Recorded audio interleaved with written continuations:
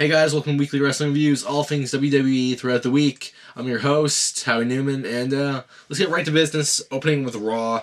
It was a match with Chris Jericho and John Morrison, the anonymous general manager, who is actually me, by the way, just throwing it out there, made this match as a punishment to Jericho for walking out on the 5-on-5 elimination match last week, and the same rules apply to Edge later on in the show. So if Chris Jericho lost his match to John Morrison, Jomo, the homo, I know I rip on John Morrison a lot, but he's probably one of my favorite superstars. If he lost, he would be taken out of the six-pack challenge. It was probably one of the best matches I've seen in the past few weeks. A lot of twists and turns. When Jericho got Morrison in the walls of Jericho, I thought it was over. Morrison prevailed after hitting Starship Pain, which is growing on me as an awesome move. That and the 450 splash are probably my favorite high-flying moves right now. So, Jericho is out of the six-pack challenge, and I believe either Triple H will return that day, or John Morrison will be taking that place. Who knows? We're going to see Night of Champions live on pay-per-view Sunday the 17th, or, yeah, 17th. I believe, I'm not sure, so I'm just trying to get the date up in my head. Later on in the show, we saw Edge take on the Great Khali. I admit, what Edge did was friggin' hilarious. Before the match, he's walking around the ring imitating the Great Khali, just going like a Frankenstein kind of thing, doing like a little chop. He goes up to like one of the audience members, he's like, and he just like attacks Rajan Sin, or whatever the hell Khali's manager / brother is. And anyway, so that pisses Khali off, the Punjabi playboy, and he comes out of the ring, and Edge kicks him in the kneecap, and he can't walk fast, I guess, even though his legs are like 10 meters long. And Khali gets counted out. So technically, Edge preserves his spot in the six-pack challenge.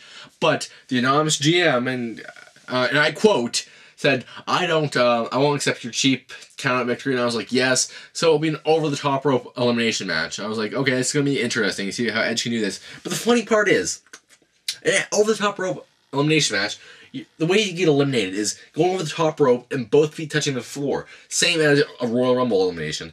So Edge goes on the bottom rope, and Khali walks over the top rope and goes on the floor, and he wasn't eliminated, which I don't get. I think Michael Cole pointed that out, but he eliminated himself. But it didn't count, I guess. And then Edge ran back in the ring. Khali ran back in the ring. He went under the ring again. Khali put one leg over the rope, and Edge pulled on his leg, and he caused him to do some little testicular damage. Khali fell over, and I guess that one counted. So Edge retains his spot in the six-pack challenge, and technically beat Khali twice in one night. We also saw Justin Gabriel against John Cena, and this was actually a really good match. Not because John Cena was it, but Justin Gabriel was amazing in this match. Wade Barrett, I think on the next ever fail, him and Wade Barrett, and possibly Skip Sheffield, are the only people that will be able to hold their spots in WWE. Because we're kind of lacking on high flyers now, and that's what Justin Gabriel gives us. He is an amazing high flyer. The 450 splash, his insecurities, how he does the STO, super kick. You know, it's like a mixture of The Rock, Shawn Michaels, Rey Mysterio, Chris Benoit. It's like all the greats combined into one. Gabriel is definitely a future champion. We saw John Cena take him on, the champ. It's not that we can't see him because we don't want to see him. I'm not gonna lie, I forgot how he won. I think he won out by submission. John Cena made him tap into the STFU, or was he? No. Gabriel went to the top rope. Cena FU'd him off the top rope. Or attitude adjustment, sorry, off the top rope, and Gabriel was pinned. I'm sorry, I can't really remember any other matches. I know the main event, but I'm trying to think if there's any other matches on Raw. And John Cena. Nothing that important I can think of. Well, let's just skip to the main event. If I think of anything, I'll come back to it. Oh, Miz promo. See, I almost forgot about that. It was an awesome promo.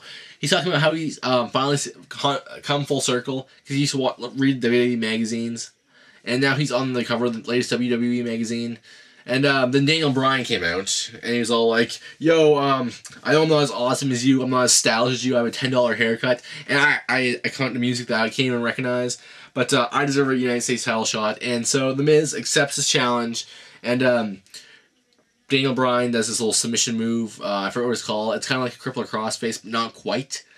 Alex Riley comes out and tries to help him, which I'm surprised to see Alex Riley, considering he lost, but whatever.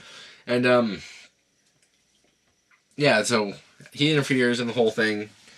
Oh, I'm sorry, I'm mid-burping here, so sorry about that. Sound a bit deadly. A burp, I guess. Anyway, so Alex Riley gets in his little submission move, and he taps, and Miz doesn't help him, so... At Night of Champions, we'll see Miz probably lose his title to...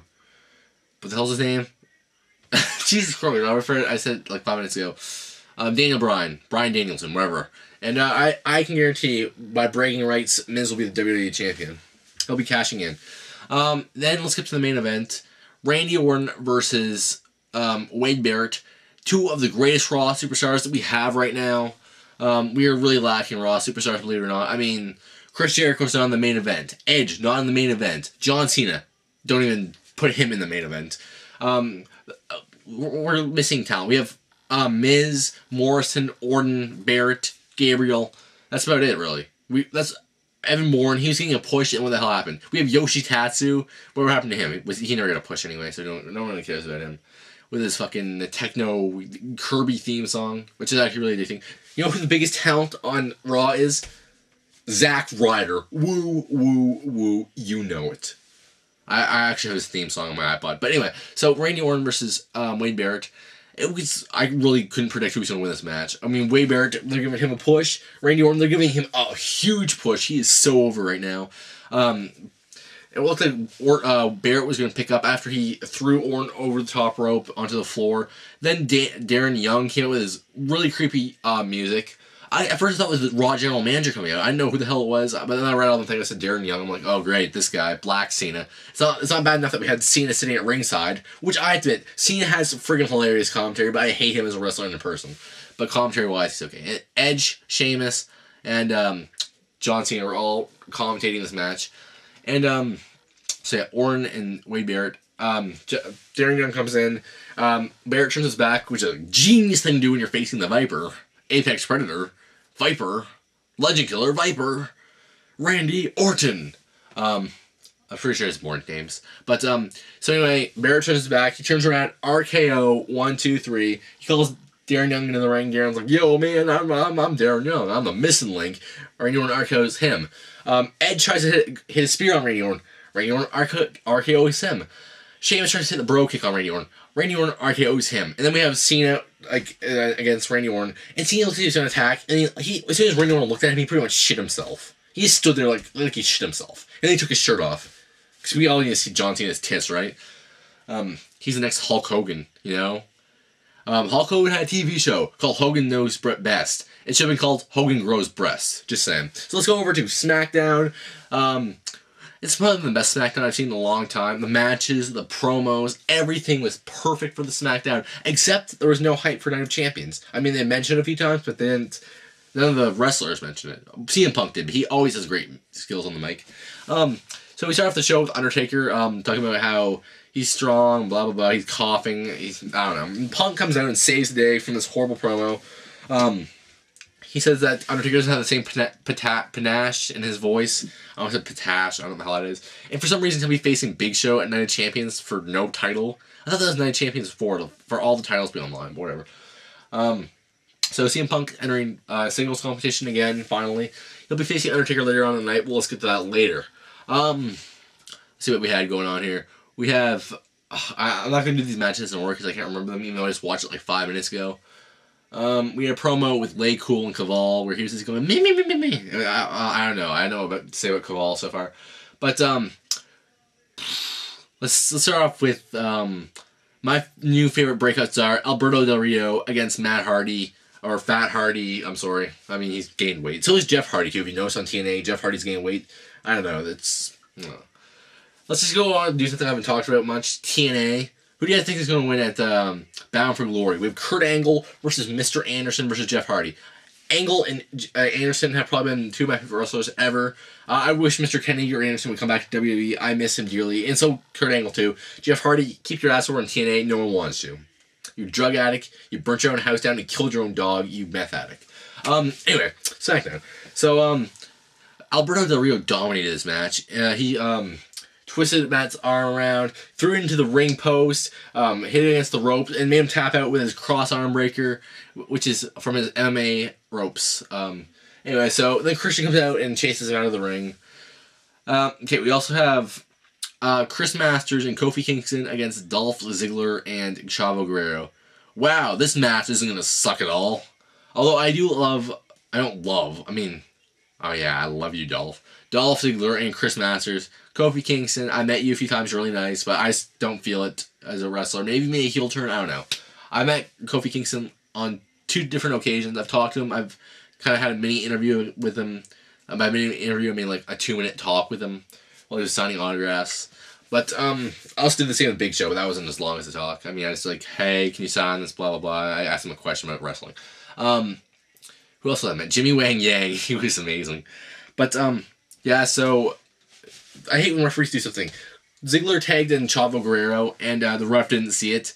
And then Ziggler was just complaining, and he turned around, Trouble in Paradise, 1, 2, 3. This is 2 weeks in a row we saw Chris Masters. Is the Masterpiece making his big return? Remember when he was a title contender? When he was in the Elimination Chamber, feuding with John Cena, and the Kane, and Kurt Angle, and Shawn Michaels. Remember that? Maybe he's coming back to that day.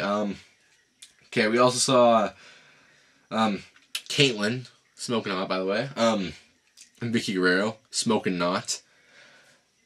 What other matches do we see on SmackDown? There wasn't that. Oh, Caval made his in-ring debut against Drew McIntyre, the Sinister Scotsman, and I'm starting to like Drew McIntyre, I'm not going to lie. Caval did a very excellent job in this match, but came up a little short in the end. See what I did? That was even intentional, because Caval is short. Anyway, Caval was dominating the match. He did an amazing flash kick off the top rope to Drew McIntyre, and Drew McIntyre powerbombed him against the barricade and hit the Future Shock DDT. McIntyre is amazing. He has an amazing theme song and an amazing finisher move name. The Future Shock DDT. That sounds cool. Just say it with me. Future Shock DDT. And in the main event, CM Punk versus Undertaker. Now, up until today, I thought Undertaker has never tapped out. I searched on Yahoo Answers yesterday, which I'm a proud member of now, by the way. I'm answering questions on Yahoo. Wrestling questions, that's all I know about in life. And it turns out CM Punk made Undertaker tap out. He's the only man who's ever done it. So that's pretty cool. This match was amazing. It was phenomenal, except for the fact that Undertaker was in it. You're like, what? A phenomenal match with the Phenom not in it? Or, wait. Phenom, whatever. You know what I mean, right? Phenom was not putting on the phenomenal match. It was CM Punk. Completely CM Punk. But, yeah, CM Punk just dominated the match. Undertaker looks tired as ever. He should just retire. I'm a big Taker fan, but he's way too in over his head. His hair is falling out. You can see he's balding. Each week is like getting slowly further back, his long hair. As you can see, CM Punk is growing his hair back, his purity. Punk is probably one of the greatest wrestlers we have right now, CM Punk. If not the greatest wrestler. He is going to go far. Whether you hate him or love him, you're going to say CM Punk sucks. You have to admit, he has great mic skills, amazing in-ring skills. He is going places. Punk kicked out of the choke slam, countered the tombstone, hit Undertaker with a GTS.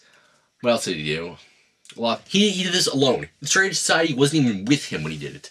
I think that the Straight Society was going to end last week, but I guess not. I think it's going to end before Night of Champions, though. But unfortunately, before he went to cover Undertaker after getting the GTS, I keep calling him Punk. Taker put him in the Hell's Gate, or the Gogo Plata, as it's known in MMA, and he tapped out. So that was kind of disappointing. I want to see Undertaker being the underdog going into this match. Because, you know, and then I'll point one thing. At the end of the show, he did his little pose where he's on his knees. Oh, stop stealing Jack Swagger. Oh, that's the matchup for it. Jack Swagger versus MVP. Not very interesting. Swagger made MVP tap out with an ankle lock. Not a big deal. And, yeah. So he got down on his knees. All of a sudden, fire shot out of everywhere. Kane's theme song played. The arena filled with Kane's laughter. That was the end of the show. But I am a fan of reading spoilers. So I have vast knowledge of what happened after that. After Kane's laugh, in case you're wondering what happened, he accepted the challenge. And there was a match after the show ended, a dark match, which usually happens at the beginning of the show, which I'm confused about, which ended in a double countout, not double countout, after Kane left the ring. I don't know. So I don't know who's going to win at Night of Champions. It's kind of going back and forth. But Undertaker's the underdog, and he's never been booked as the weak link. But